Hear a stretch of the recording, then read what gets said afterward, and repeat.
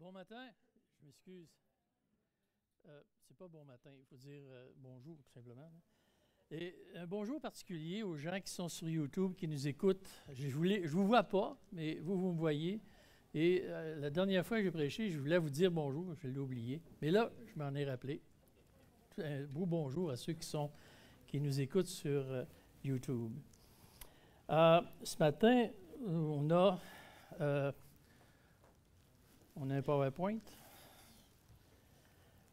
Et comme notre frère nous a dit, sur l'Évangile de Matthieu, chapitre 16, et à partir du verset 1 jusqu'au verset 12. Et on pourrait lire ces versets-là. Les pharisiens et les sadducéens abordèrent Jésus et pour l'éprouver, lui demandèrent de leur faire voir un signe venant du ciel. Jésus leur répondit, « Le soir, vous dites, il fera beau car le ciel est rouge. Et le matin, il y aura de l'orage aujourd'hui car le ciel est d'un rouge sombre. Vous savez discerner l'aspect du ciel et vous ne pouvez discerner les signes des temps. Une génération méchante et adultère demande un miracle. Il ne lui sera donné d'autre miracle que celui de Jonas. » Puis, il les quitta et s'en alla. Les disciples, en passant de l'autre bord, avaient oublié de prendre des pains. Jésus leur dit, « Gardez-vous avec soin du levain des pharisiens et des sadducéens. » Les disciples raisonnaient en eux-mêmes et disaient, « C'est parce que nous n'avons pas pris de pain. » Jésus, l'ayant connu, dit, « Pourquoi raisonnez-vous en vous-même, gens de peu de foi, sur ce que vous n'avez pas pris de pain? Êtes-vous encore sans intelligence et ne vous rappelez-vous pas les 5 pains et les 5000 hommes et combien de paniers vous avez emportés, ni les 7 pains et les 4000 hommes et combien de corbeilles vous avez emportés? Comment ne comprenez-vous pas que ce n'est pas au sujet des pains que je vous ai parlé? Gardez-vous du levain des pharisiens et des sadducéens. » Alors ils comprirent que ce n'était pas du levain du pain qu'il avait dit de se garder, mais de l'enseignement des pharisiens et des sadducéens. Que le Seigneur bénisse sa parole. Des chefs religieux qui viennent et demandent un signe du ciel. Des chefs qui cherchent plus la confrontation qu'autre chose. Ils ne viennent pas avec un cœur qui veut savoir, mais qui veut plutôt confronter. Ce qu'ils pensent de Jésus n'a pas tellement changé. Au chapitre 12, ils disent de lui qu'il est un démon et que ses œuvres sont démoniaques. Ça n'a pas tellement changé. Mais ils veulent à tout prix être capables de le confronter, de pouvoir dire qu'ils ont raison et non pas Jésus. Mais là, ils sont devant une évidence céleste qu'ils refusent de croire. Qu'est-ce que ferait un signe de plus dans leur vie, là, présentement? Ou qu'est-ce que ça signifie pour eux un signe qui vient du ciel? Ça veut dire quoi? Un miracle fantastique? Une action qui est accompagnée d'éclairs et de tonnerres? C'est quoi le signe du ciel? Le problème n'est pas de ce qu'ils voient ou ne voient pas, mais de ce qu'ils croient ou ne croient pas. Si le fait de nourrir des milliers de personnes en 2 occasions, le fait de guérir des foules de gens, de chasser des démons, n'est pas un signe qui vient du ciel, rien d'autre va suffire. Vous savez, le genre humain aime les signes. Beaucoup de gens cherchent des signes afin qu'ils puissent se convertir. Erreur. C'est tout le contraire. Même en 2023, vous avez certainement entendu, lorsque vous évangélisez, en tout cas moi je l'ai entendu, personne n'est revenu de la mort pour nous dire comment c'est l'autre bord. Tu as beau leur dire, « Ouais, mais c'est Jésus-Christ, Jésus-Christ il l'a fait. » Non, il ne compte pas, lui. Vous savez, ça a déjà été essayé avec le riche et Lazare. Le riche a demandé à Abraham, il dit, envoie Lazare l'autre bord pour dire à mes frères qu'est-ce que j'ai. Qu'est-ce qu'Abraham a répondu? Ils ont les écrits de Moïse puis ils ont les prophètes. S'ils n'écoutent pas les écrits de Moïse puis les prophètes, ça ne sert à rien. ils ne comprendront pas. Une personne récemment à qui j'annonçais l'Évangile me disait qu'elle attendait un signe du ciel pour croire. Elle attend encore.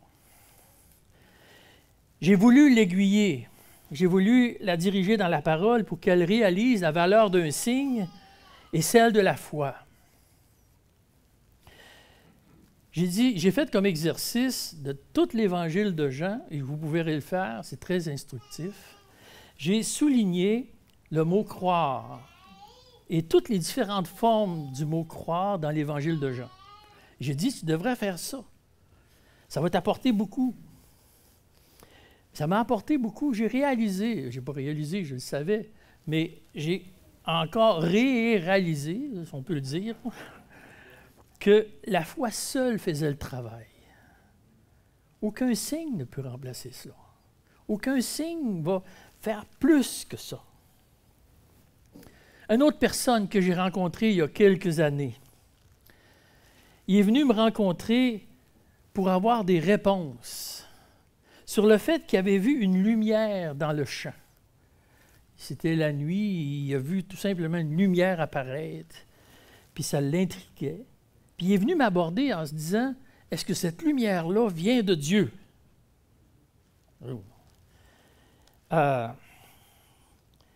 Ce signe était pour lui ce qui l'emmenait à Dieu. C'était le point de départ pour sa foi. Bien, j'ai fait un suivi avec ce monsieur-là quelques mois, puis il en est arrivé à comprendre que le chemin qui conduit à Dieu, c'était la foi. Sauf que les signes étaient encore très importants pour lui. Les signes étaient quelque chose d'évident qu'il devait avoir. Et même s'il comprenait que la foi le conduisait à Dieu, il fallait les signes.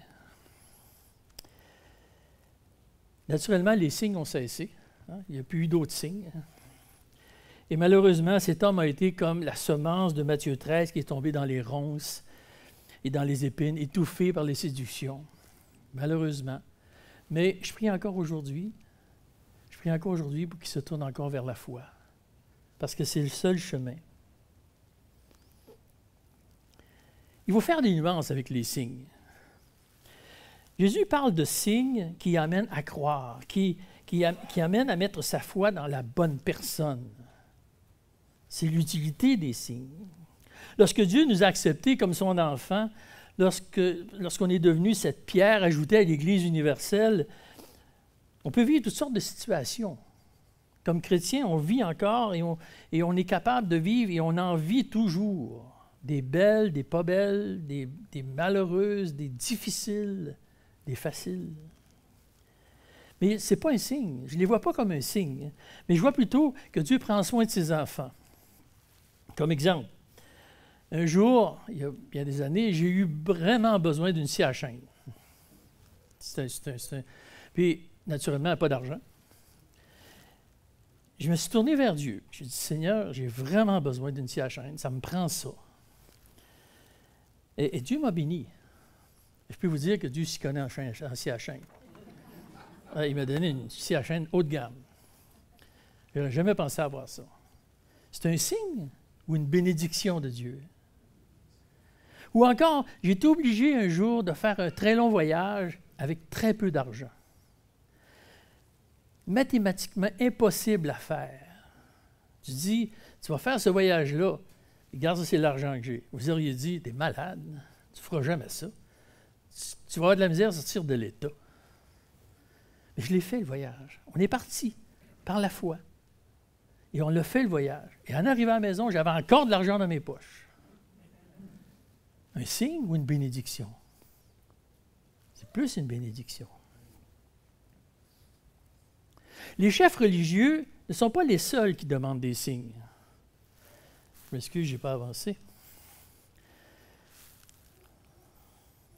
Bon, on voit qu'il vient du ciel. Les chefs religieux ne sont pas les seuls à demander des signes. Satan en a demandé dans Matthieu 4, lorsque, après Jésus a été jeûné pendant 40 jours. Fait apparaître des pains, Jette-toi en bas d'édifice. Donne-nous ces signes-là. Là. Et la réponse de Dieu a été dans la parole. Il est retourné dans la parole. Jean-Baptiste a demandé des signes. Il est en prison, pauvre homme, isolé, brisé par le doute, dans Matthieu 11. Notre frère Christian l'a vu, cela. Il demande à Dieu s'il est bien le Messie ou si on doit en attendre un autre. Quelle a été la réponse de Dieu? Ésaïe 35. Il a référé toujours à la parole, toujours référé aux prophéties. Les demandes de signes ont suivi Jésus jusqu'à la croix. Les chefs religieux, se moquant de lui, le provoquant encore, ils disent dans Matthieu 27, « Il a sauvé les autres, il ne peut se sauver lui-même. S'il est roi d'Israël, qu'il descende de la croix, nous croirons en lui, s'il s'est confié en Dieu. Que Dieu le délivre maintenant. Car il a dit, je suis fils de Dieu. » Pour toute réponse, Jésus a mentionné le psaume 22.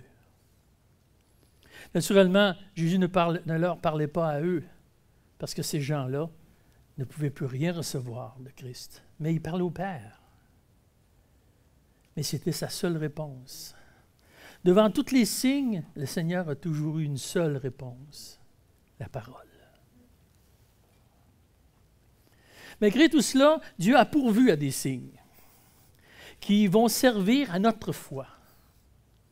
Il y a un de mes amis américains qui me racontait son témoignage, puis il disait, lorsque je lisais les prophéties, il dit, j'ai commencé à lire les prophéties, puis il dit, j'ai réalisé qu'ils se réalisaient toutes.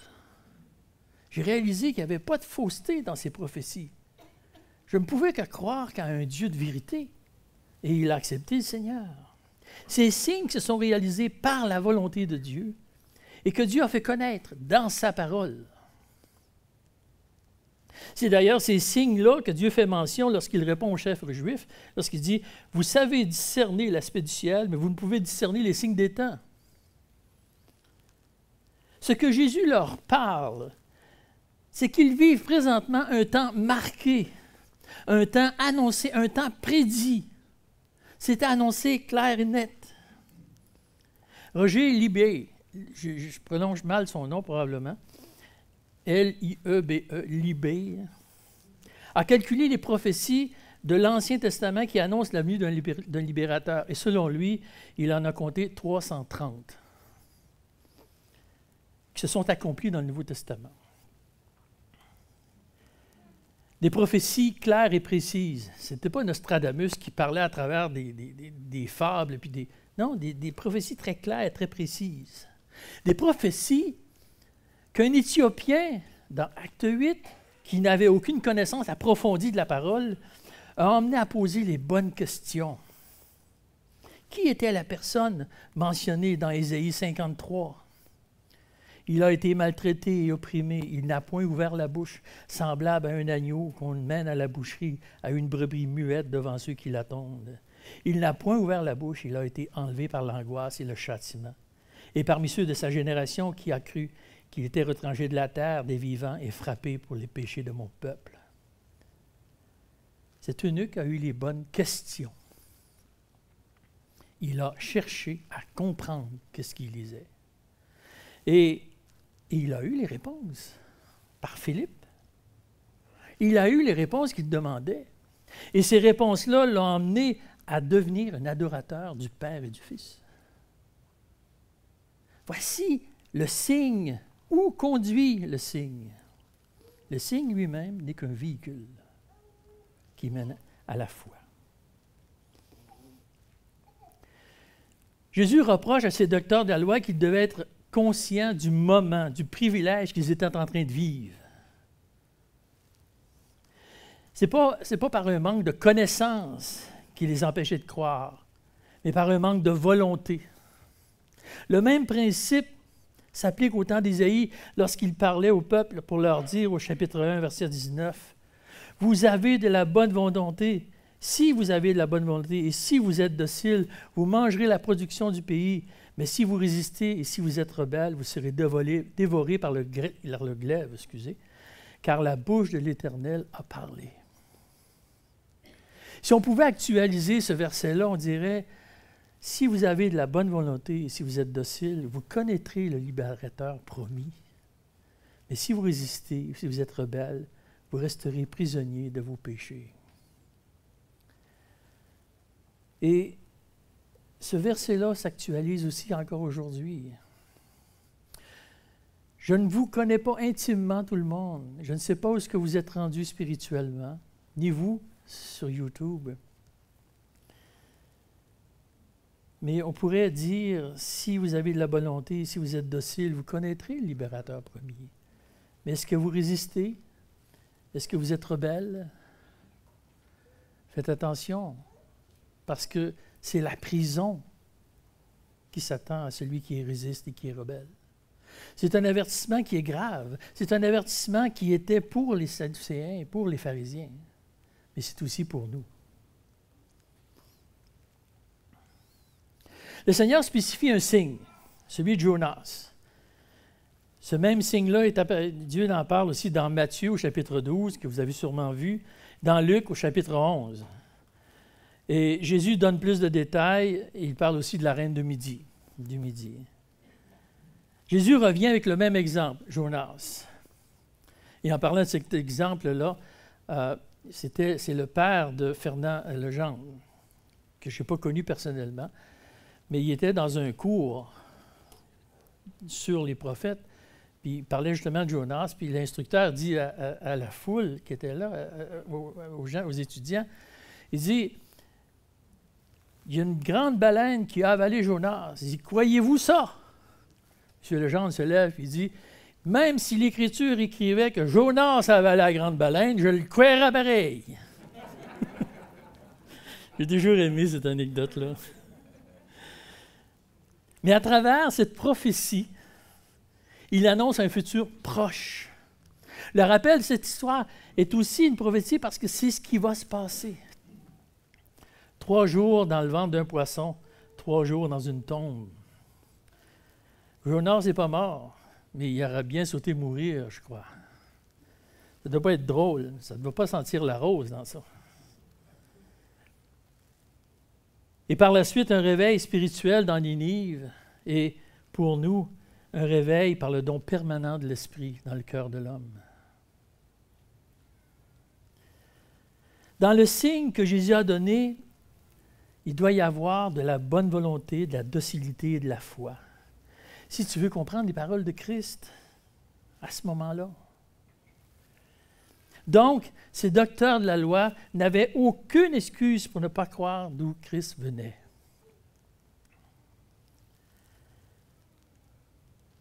Ce que ces hommes n'ont jamais vu, c'est que Christ est le miracle qui est venu du ciel.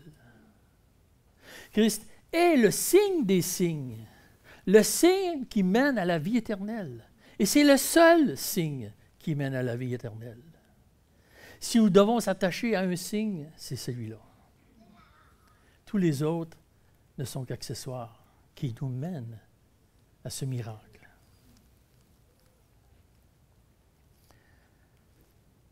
Les disciples ont été témoins de la discussion entre les chefs religieux et Jésus. Et Jésus devait rectifier la pensée des disciples au niveau de l'enseignement des chefs spirituels de ce temps. Il prend une image bien connue de ce temps, du levain. Une image qui symbolise le mal qui se répand à travers ce qui est saint, saint S-A-I-N, ce qui n'est pas corrompu. Cette petite phrase de Jésus devrait nous aiguiller, devrait nous réveiller sur les enseignements des hommes que nous écoutons. L'importance de bien considérer les enseignements que l'on fait, que l'on reçoit ou que l'on accepte. Ce que nous écoutons fait son chemin dans notre esprit et finit par être dommageable pour la santé de notre âme si c'est mal fait. Surtout si on n'est pas fondé dans la parole. Il faut faire attention. Et dans ce sens, la récente pandémie a été un danger à ce niveau-là. Les gens allaient écouter toutes sortes de prédications sur Internet sans se renseigner de la validité du prédicateur. Certains prédicateurs vont mettre quelques gouttes de fausseté dans une mer de vérité. Satan fait ça aussi. Et c'est une des particularités du levain. Très peu de levain vont influencer toute la pâte. Et selon ma cuisinière préférée, la recette pour un pain, c'est 10 ml de levain, pas 20, mais de levain, 10 ml de levain pour 1000 ml de farine, 100 pour 1. Très peu de levain vont influencer tout le reste. Et c'est pour ça qu'il faut faire attention. Le Seigneur nous enseigne que les discours que nous écoutons et ce que nous lisons peuvent finir par avoir beaucoup d'impact sur nos âmes. La parole nous montre jusqu'où le fait d'écouter les faussetés peut nous mener. Les victimes sont principalement ceux qui sont dans les églises. Dans l'Épître aux Galates, je m'étonne de la rapidité avec laquelle vous abandonnez celui qui vous a appelé par la grâce de Christ pour vous tourner vers un autre évangile. Comme s'il pouvait y avoir un autre évangile, mais il y a des gens qui sèment le trouble parmi vous, qui veulent renverser l'évangile de Christ. Ou dans l'Église de Corinthe. Or, j'ai bien peur que vous laissiez votre esprit se corrompre et se détourner de votre attachement sincère et pur à Christ. Comme Ève s'est laissée séduite par le mensonge tortueux du serpent. Si quelqu'un ne vient vous annoncer un autre Jésus que celui que vous avez prêché, que nous avons prêché, vous le supportez fort bien. Vous supportez bien aussi de recevoir un autre esprit que celui que vous avez reçu ou un autre évangile que celui que vous avez accepté. Mais devant tout cela, nous avons une arme absolue. Nous avons une arme indéfectible. Je suis convaincu que dans votre tête, vous savez ce que je veux dire. D'après vous, c'est quoi? La parole. La parole, mais la parole comprise et appliquée. Je peux lire plein de versets, puis dire, je m'en vais, puis je vais continuer mes affaires sans même me rappeler. Mais je peux lire les versets et dire, maintenant, il faut que je l'applique dans ma vie. Et c'est là l'efficacité de la parole. Ce n'est pas un journal qu'on lit. Ce n'est pas un roman que l'on lit. La Bible nous donne même un exemple de comment faire. Vous vous rappelez ces gens de Bérée dans Actes 17? Ces Juifs avaient des sentiments plus nobles que ceux de Thessalonique. Ils reçurent la parole avec beaucoup d'empressement et ils examinaient chaque jour les Écritures pour savoir si ce que l'on leur disait était exact. Ces gens avaient des sentiments nobles parce qu'ils recevaient la parole avec empressement. D'autres versions vont dire qu'ils recevaient la parole avec une entière volonté. Ce désir d'aller chercher ce qu'il y a à l'intérieur. Est-ce que Dieu a insufflé cette volonté aux gens de Bérée? Probablement. Mais ces gens de Bérée ont répondu à cette demande-là et ils ont examiné la parole. Vous savez ce que c'est examiner la parole? Lorsque je vais chez le médecin, puis que le médecin me fait un examen, il regarde toutes les facettes. Il ne dit pas juste « Ouais, tes yeux sont clairs, va-t'en chez vous, t'es correct. » Il va en profondeur. Et c'est ça, examiner. Regardez les détails. Hier, Hélène et moi, on parlait d'un verset, puis je dis « Je comprends mal ce verset-là, il va falloir que je cherche c'est quoi que ça veut dire. » Ça veut dire qu'il faut que je rouvre d'autres livres, il faut que je cherche ailleurs, il faut que j'essaye de trouver.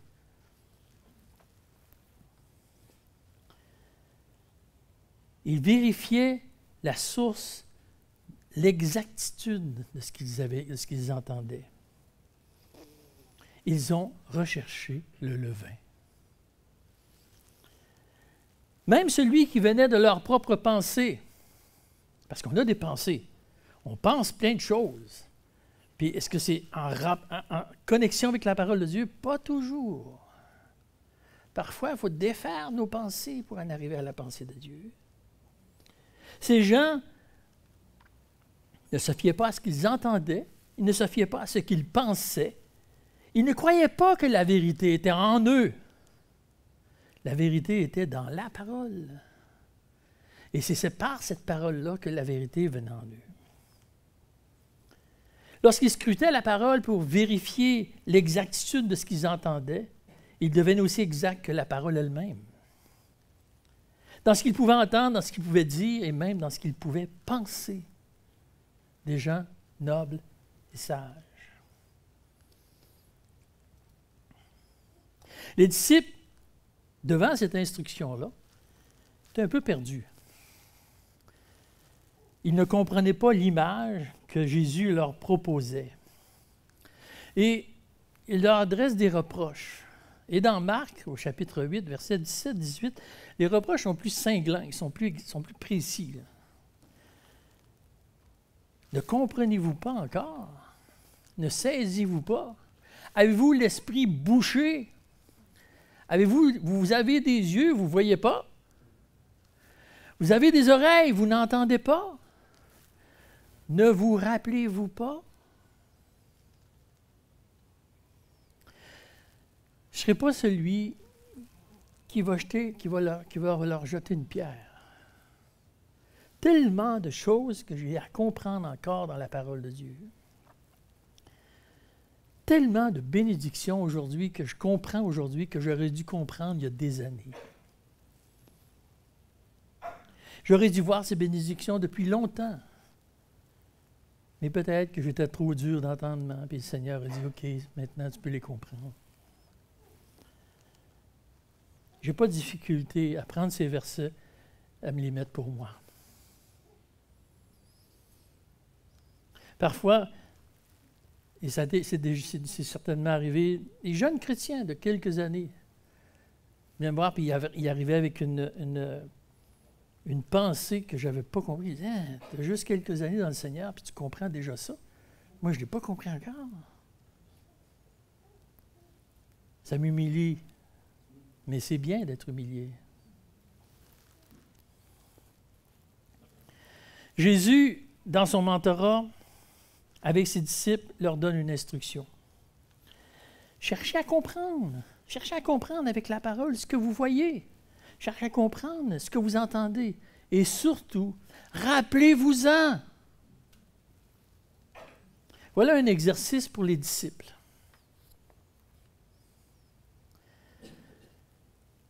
Nous sommes rendus à la conclusion. Mais la conclusion ne m'appartient pas. La conclusion vous appartient. À vous qui êtes dans la salle. Je voudrais que vous complétiez cette prédication, excusez. On devrait faire un effort de se rappeler et de l'exprimer. De remercier le Seigneur parce qu'il nous fait voir, parce qu'il nous fait entendre. Attention. Je voudrais que plusieurs parlent. Donc, vous pouvez vous allez pouvoir vous lever et parler d'une voix forte, sans micro. C'est trop long de prendre le micro. Sans micro, et prenez 2-3 secondes pour remercier Dieu pour une bénédiction de votre vie que vous avez peut-être oubliée ou que ça fait longtemps que vous ne l'avez pas remercié. Je l'ai déjà fait ça, puis il y a des personnes qui m'ont dit « Tu devrais faire ça encore ». Et là, j'ai l'occasion. Il nous reste environ 15 minutes, là, un peu moins de 15 minutes. Là. Mais vous pouvez vous lever. Exemple, je vais vous donner un exemple. Merci Seigneur parce que tu m'as donné la santé. Eh bien, c'est à vous. Vous pouvez vous lever, vous pouvez vous exprimer. Merci Seigneur, pourquoi? Peut-être des choses qui sont dans vos cœurs. C'est à vous. Pour les 15 par la prière. Gênez-vous pas.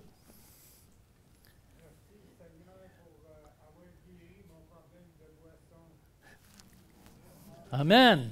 Amen.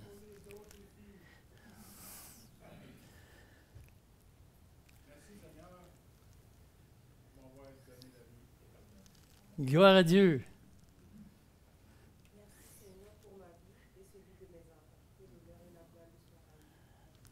Amen. Amen. Merci parce que nous persévérons dans la foi. Merci, ma sœur. Merci pour la direction que nous donne Voilà. Merci, mon frère.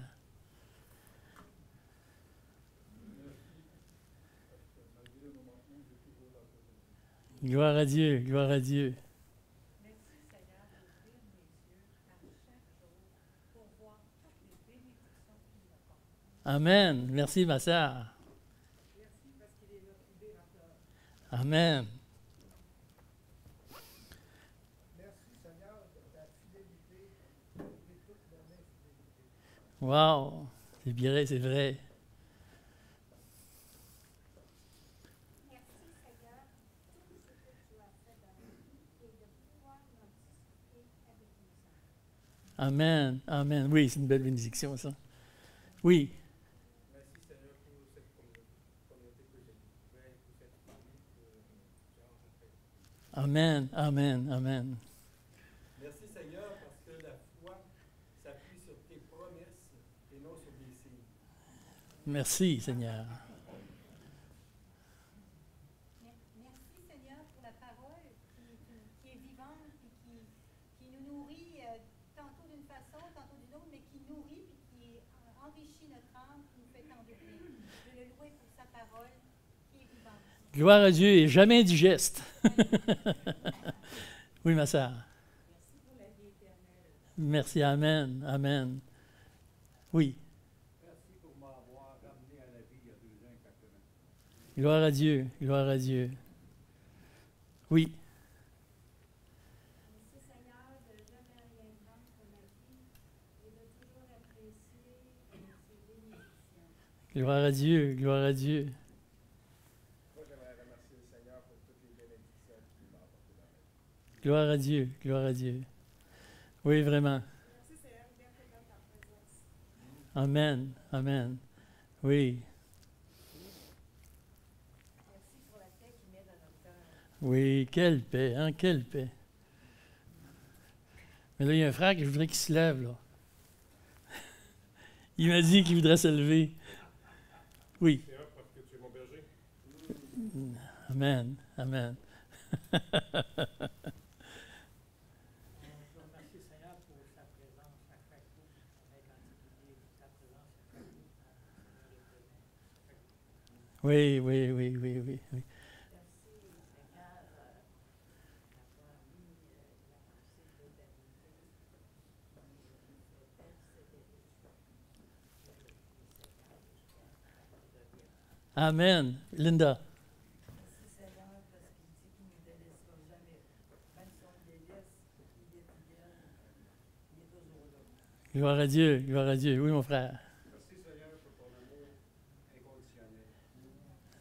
Inconditionnel. Oui, frère. Seigneur pour son soutien dans les épreuves. Gloire à Dieu, gloire à Dieu. Je dis merci à Dieu il est d'un grand Seigneur, mais il enseigne notre cœur. C'est pas normal. Il connecte avec notre cœur, puis les enseignements, sa parole s'adresse à nos cœurs. Et que ça nous amène, on ne veut pas, à des changements. Puis c'est notre créateur, c'est lui qui nous a fait, puis on a vraiment besoin de lui pour fonctionner. Exceptionnel. Le seul qui peut le faire. Il n'y a jamais aucun autre enseignant. J'ai été enseignant et jamais j'ai parlé au cœur des gens. Lui, il parle à nos cœurs. C'est tout? C'est tout? On ne bouscule plus? Oui. Il y a quelque chose que ma sœur Suzanne a dit, mais il y a un chant qui me vient à l'esprit, c'est « Merci Seigneur pour les épreuves de la vie. Si je te laisse me conduire, je serai plus fort. » Alors je le remercie. Oui, exact, exact, exact. Oui. Merci pour la croix. Wow. Et c'est court et ça dit tout. Le soutien, chaque heure, chaque minute. Et il y a plein d'histoires qui apparaissent dans ma tête quand vous dites ça. Oui.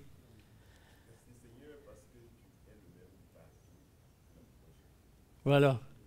Il n'y a aucune duplicité avec Dieu. C'est Dieu toujours, c'est Dieu tout le temps, comme ça. Oui, mon frère. Merci Seigneur pour le Saint-Esprit qui nous conduit dans toute la vérité. Voilà, voilà.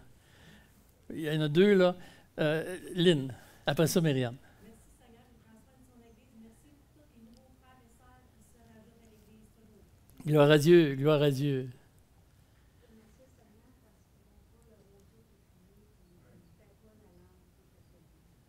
Voilà. Peu importe ce que nous sommes, peu importe ce que nous sommes rendus. Dieu nous garde, Dieu nous garde. Quelle bénédiction. Ça fait du bien à mon cœur d'entendre tout ça. Bien, voilà. Je crois, à moins que quelqu'un d'autre ait de quoi dire, d'autres bénédictions. Là, on pourrait faire toute l'avant-midi comme ça, hein? On pourrait en dire des choses. Mais il est temps de prier et puis de remettre le reste de cette journée entre les mains de notre Seigneur. Ceux qui font la musique pourraient s'avancer, s'il vous plaît.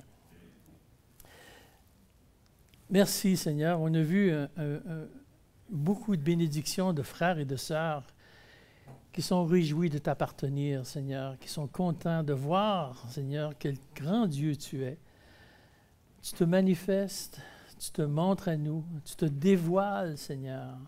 Tu te dévoiles. Quelle belle relation tu nous donnes. Quelle relation profonde de parler à nos cœurs, d'être celui qui soutient, qui garde, d'être celui qui nous demande, Seigneur, de se rappeler ces choses-là. Nous devons être reconnaissants pour ce que tu nous donnes, car ça a une immense valeur. Une valeur qui dépasse notre entendement. Jamais nous ne serons complets, capables de dire la valeur de notre salut, car elle vaut ce que tu es, et tu es éternel, et tu es ce grand Dieu dans nos vies. Merci infiniment pour ce que tu nous donnes. Merci pour ta prévenance, et garde-nous pour le reste de cette journée. Par le beau nom du Seigneur Jésus-Christ. Amen.